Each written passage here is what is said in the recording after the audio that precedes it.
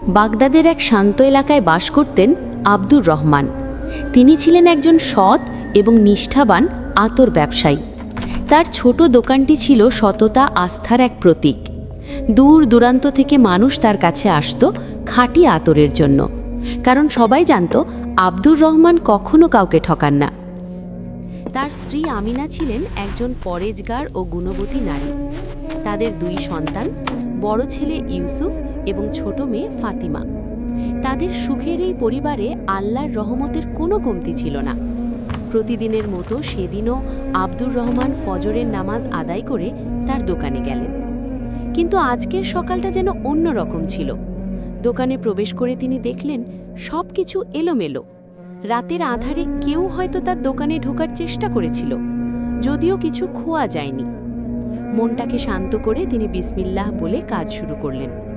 দুপুরের দিকে শহরের সবচেয়ে প্রভাবশালী এবং ধনী ব্যবসায়ী হাশেম তার দোকানে এলেন। হাশেমের আগমনে আব্দুর রহমানের বুকের ভেতরটা অজানা কারণে কেঁপে উঠল। হাশেম দোকানে প্রবেশ করে চারদিকে তাকিয়ে বললেন, আব্দুর রহমান, শুনলাম তোমার ব্যবসা নাকি খুব ভালো চলছে। আব্দুর রহমান বিনয়ের সাথে উত্তর দিলেন, আলহামদুলিল্লাহ জনাব, আল্লাহর রহমতে এবং আপনাদের দোয়ায় কোনো মতে চলে যাচ্ছে। হাশেম তার আসল উদ্দেশ্য প্রকাশ করে বললেন, আমি তোমার এই দোকানটি কিনতে চাই। এর পাশেই আমার বিশাল গুদাম ঘর রয়েছে। এই জায়গাটা আমার প্রয়োজন। তুমি যত দাম চাও আমি দিতে রাজি আছি। আব্দুর রহমানের মাথায় যেন আকাশ ভেঙে পড়ল। এই দোকান শুধু তার রুটি রুজির উৎস নয়, এটি তার বাবার শেষ চিহ্ন। আব্দুর রহমান বললেন, জনাব, দয়া করে আমাকে ক্ষমা করবেন। এই দোকান আমার পূর্বপুরুষের আমানত, এটা আমি বিক্রি করতে পারবো না। এই উত্তর শুনে হাশেম প্রচণ্ড রেগে গেলেন। তিনি বললেন, তুমি আমার প্রস্তাব ফিরিয়ে দেওয়ার সাহস করছো? তুমি জানো আমি কে? আমি যা চাই তা আমি নিয়েই ছাড়ি।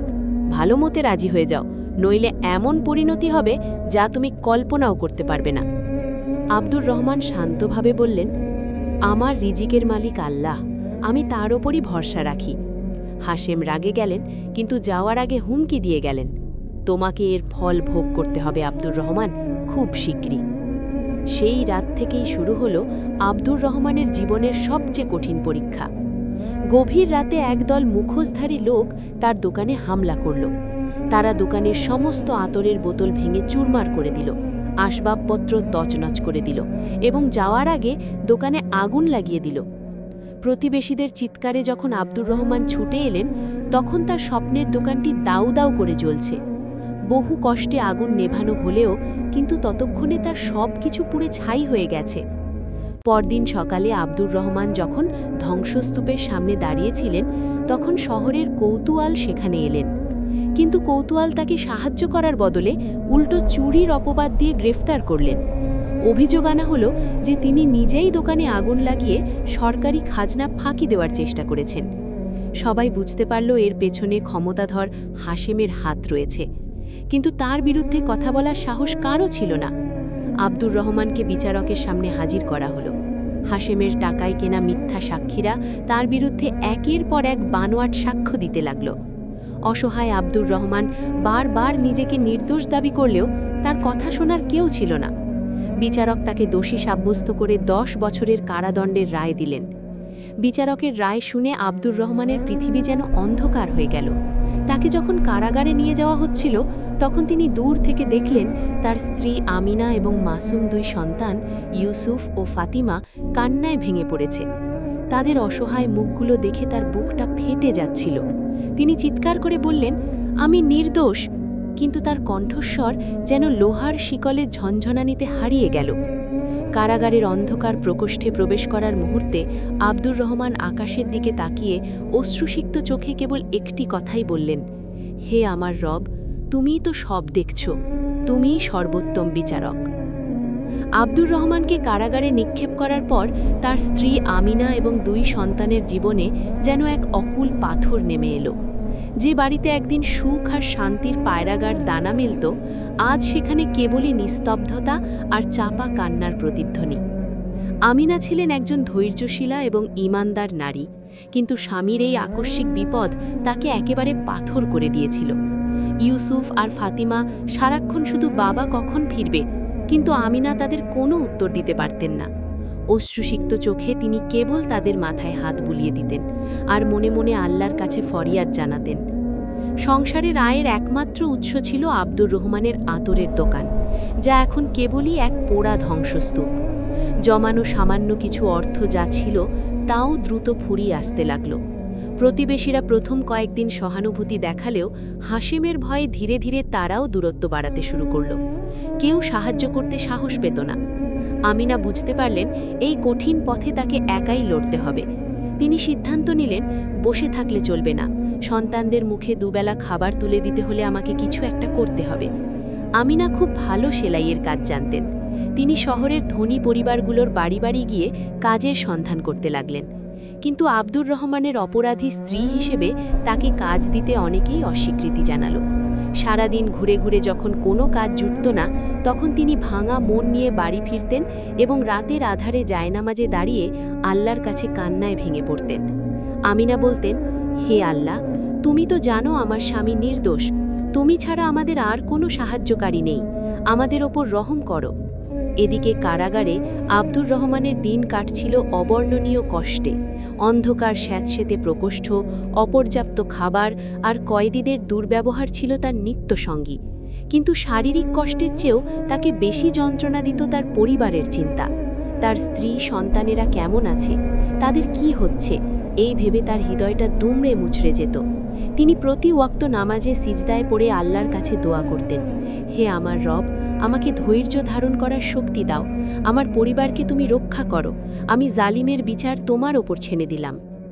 কারাগারের কঠোর নিয়ম আর অমানবিক পরিবেশের মধ্যেও আব্দুর রহমান তার সততা ও উত্তম চরিত্র হারাননি।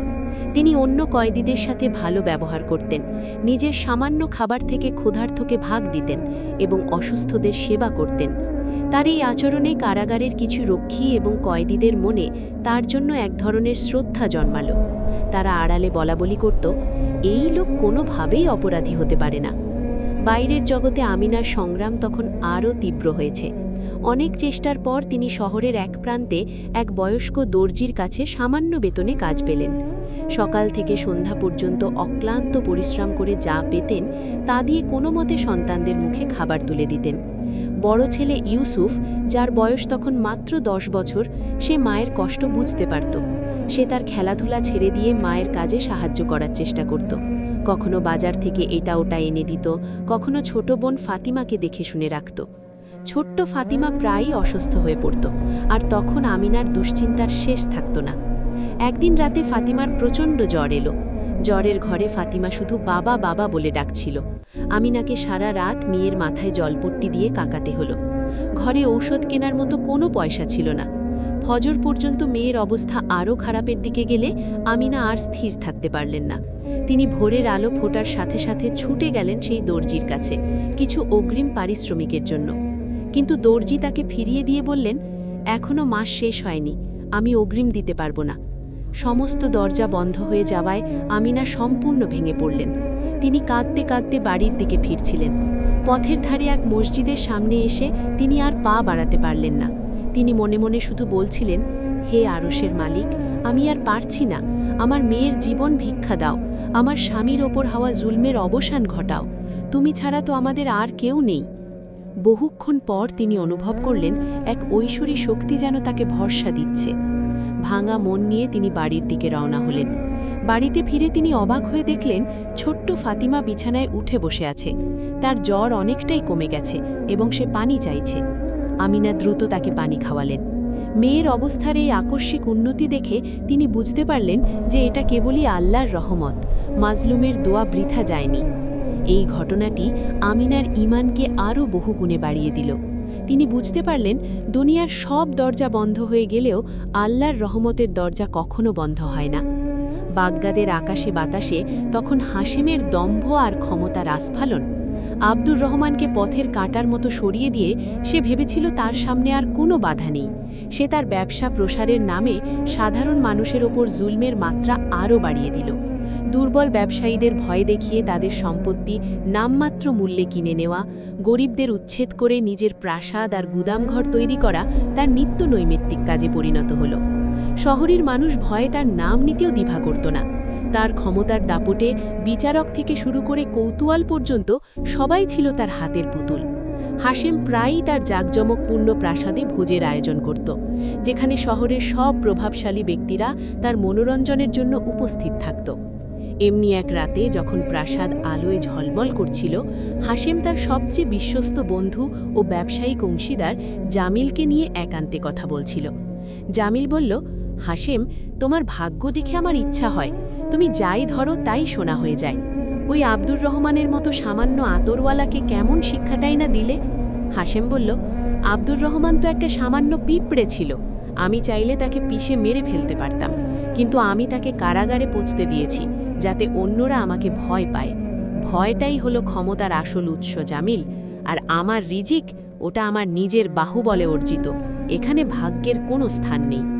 কিন্তু হাশেম জানত না তার এই কাঠগড়ায় দাঁড় করানো হলো, তখন তাদের চেহারা ছিল ভয়ে বিবর্ণ। ইসমাইল এক এক করে সমস্ত প্রমাণ সুলতানের সামনে পেশ করলেন। মিথ্যা সাক্ষীরা তাদের অপরাধ স্বীকার করল। বিচারক নিজের দোষ কবুল করে সুলতানের পায়ে লুটিয়ে পড়লেন। সমস্ত প্রমাণ আর স্বীকারোক্তি শোনার পর সুলতান রায় ঘোষণা করলেন। সুলতান আব্দুর রহমানকে সম্পূর্ণ নির্দোষ ঘোষণা করে সসম্মানে মুক্তি দিলেন, আর হাশেমকে তার সমস্ত অপরাধের জন্য যাবজ্জীবন কারাদণ্ড দিলেন এবং তার সকল সম্পত্তি বাজেয়াপ্ত করে তা আব্দুর রহমান এবং শহরের অন্যান্য ক্ষতিগ্রস্তদের মধ্যে ভাগ করে দেওয়ার নির্দেশ দিলেন। সেই বিচারককেও কঠোর শাস্তি দেওয়া হলো। সুলতানের রায় শুনে আব্দুর রহমানের চোখ দিয়ে অনবরত পানি ঝরছিল। এ পানি কষ্টের নয়, বহু বছর পর পাওয়া স্বস্তি আর আল্লাহর প্রতি কৃতজ্ঞতার অশ্রু। তিনি বুঝতে পারছিলেন না কিভাবে এই অসম্ভব সম্ভব হলো। তিনি শুধু বারবার বলছিলেন, আলহামদুলিল্লাহ, নিশ্চয়ই আমার রব সর্বোত্তম বিচারক। কারাগারের ফটক যখন তার জন্য খুলে দেওয়া হলো, তখন তিনি মুক্ত আকাশে বুক ভরে নিঃশ্বাস নিলেন। তার মনে তখন কেবল একটাই চিন্তা, তার আমিনা, তার ইউসুফ আর ফাতেমা। তারা কেমন আছে? তারা কি বেঁচে আছে? বহু বছর পর পাওয়া এই মুক্তির স্বাদ তার কাছে স্বপ্নের মতো মনে হচ্ছিল। তার চারপাশেই শহরের মানুষের কোলাহল, কিন্তু তার কানে কিছুই প্রবেশ করছিল না। তার সমস্ত সত্তা জুড়ে তখন কেবল তার পরিবারকে এক পলক দেখার তীব্র আকুলতা। দীর্ঘ কারাবাসের ক্লান্তি ভুলে তিনি প্রায় দৌড়াতে শুরু করলেন তার বাড়ির পথে, যে পথ একদিন তার কত চেনা ছিল। বাড়ির কাছাকাছি আসতেই তার বুকের ভেতরটা ধক করে উঠল। তার সেই ছোট্ট সুন্দর বাড়িটা আর আগের মতো নেই। অযত্ন আর অবহেলায় দেয়ালের পলেস্তরা খসে পড়েছে, দরজায় ধুলোর আস্তরণ। এক অজানা আশঙ্কায় তার মনটা কেঁপে উঠল। কাঁপা কাঁপা হাতে তিনি দরজায় কড়া নাড়লেন। কিছুক্ষণ পর দরজা খুলল এক কিশোর। আব্দুর রহমানটাকে চিনতে পারলেন না। তিনি হতাশ হয়ে জিজ্ঞেস করলেন, এই বাড়িতে আমিনা নামে এক মহিলা তার 2 সন্তানকে নিয়ে থাকতেন, তারা কোথায় বলতে পারো? কিশোরটি কিছুক্ষণ তার দিকে তাকিয়ে রইল, তারপর তার চোখ দুটো জলে ভরে উঠল। ভাঙা গলায় সে উচ্চারণ করল, বাবা। এই একটি শব্দ আব্দুর রহমানের হৃদয়ে বিদ্যুতের মতো আঘাত করল। তিনি অবিশ্বাসের দৃষ্টিতে কিশোরটির দিকে তাকিয়ে রইলেন। এ তো তার ছোট্ট ইউসুফ, কিন্তু সময়ের পরিক্রমায় সে কত বড় হয়ে গেছে। বাবা ছেলে দুজনেই আর স্থির থাকতে পারল না। তারা একে অপরকে জড়িয়ে ধরে কান্নায় ভেঙে পড়ল। বহু বছরের জমানো কষ্ট, বিচ্ছেদ আর যন্ত্রণা যেন সেই অশ্রুধারায় ধুয়ে যাচ্ছিল। তাদের কান্নার শব্দে ভেতর থেকে ছুটে এলেন আমিনা। দরজায় স্বামীকে দেখে তিনি মুহূর্তের জন্য বাকরুদ্ধ হয়ে গেলেন। তার চোখ দিয়ে অঝরে পানি পড়তে শুরু করল। যে মানুষটির জন্য তিনি প্রতিটি রাতে আল্লাহর কাছে দোয়া করেছেন, যার ফিরে আসার আশায় প্রতিটি দিন শুরু করেছেন, সেই মানুষটি আজ তার সামনে দাঁড়িয়ে। আমিনা দৌড়ে এসে স্বামীর বুকে আশ্রয় নিলেন। কোনো কথা নয়, কেবল নিঃশব্দ কান্না আর দীর্ঘশ্বাসের মাধ্যমে তারা তাদের হৃদয়ের সমস্ত আকুতি প্রকাশ করলেন। এমন সময় ঘরের ভেতর থেকে এক কিশোরী মেয়ের কণ্ঠ ভেসে এলো, মা, কে এসেছে? আব্দুর রহমান দেখলেন এক ফুটফুটে কিশোরী দরজার আড়াল থেকে উকি দিচ্ছে। এ তো তার ছোট্ট ফাতেমা। যে ছোট্ট মেয়েকে তিনি রেখে গিয়েছিলেন, সে আজ এত বড় হয়েছে। ফাতেমা তার বাবাকে চিনতে পারছিল না, কারণ তার স্মৃতিতে বাবার চেহারা ছিল ঝাপসা। আমিনা চোখের জল মুছে ফাতেমার হাত ধরে বললেন, ফাতেমা, মা আমার, ইনিই তোমার বাবা। আল্লাহ আমাদের দোয়া কবুল করেছেন, তিনি ফিরে এসেছেন। ফাতেমা প্রথমে কিছুক্ষণ অবাক হয়ে তাকিয়ে রইল, তারপর দৌড়ে এসে বাবাকে জড়িয়ে ধরল। আব্দুর রহমান তার 2 সন্তান আর স্ত্রীকে বুকে জড়িয়ে ধরে অনুভব করলেন তিনি যেন পৃথিবীর সব সুখ ফিরে পেয়েছেন। বাড়ির ভেতরে প্রবেশ করে আব্দুর রহমান দেখলেন সংসারের কি করুণ অবস্থা। আসবাবপত্র প্রায় কিছুই নেই, চারদিকে দারিদ্র্যের ছাপ স্পষ্ট। তিনি বুঝতে পারলেন তার অনুপস্থিতিতে আমিনার উপর দিয়ে কি ভীষণ ঝড় বয়ে গেছে। তিনি আমিনার হাত ধরে বললেন, আমিনা, আমাকে ক্ষমা করে দিও, আমার জন্য তোমাদের অনেক কষ্ট করতে হয়েছে। আমিনা বললেন, এসব কি বলছেন? আপনি তো কোনো দোষ করেননি, আমরা তো কেবল আল্লাহর উপর ভরসা রেখেছিলাম। দেখুন, তিনি আমাদের নিরাশ করেননি। এমন সময় সুলতানের এক দূত সেখানে এসে হাজির হলেন। তিনি আব্দুর রহমানকে জানালেন যে সুলতান তাকে রাজপ্রাসাদে দেখা করার জন্য ডেকেছেন। এছাড়াও বাজেয়াপ্ত হওয়া হাশিমের বিশাল প্রাসাদ এবং তার সম্পত্তির একটি বড় অংশ সুলতান তাকে উপহার হিসেবে দিয়েছেন। এই খবর শুনে আব্দুর রহমান এবং তার পরিবার বিস্ময়ে হতবাক হয়ে গেল। যে মানুষটি কয়েক ঘন্টা আগেও কারাগারের অন্ধকারে বন্দী ছিল, সে আজ শহরের অন্যতম ধনী ব্যক্তিদের একজন। আব্দুর রহমান বুঝতে পারলেন, আল্লাহ যখন দেন তখন এভাবেই দেন।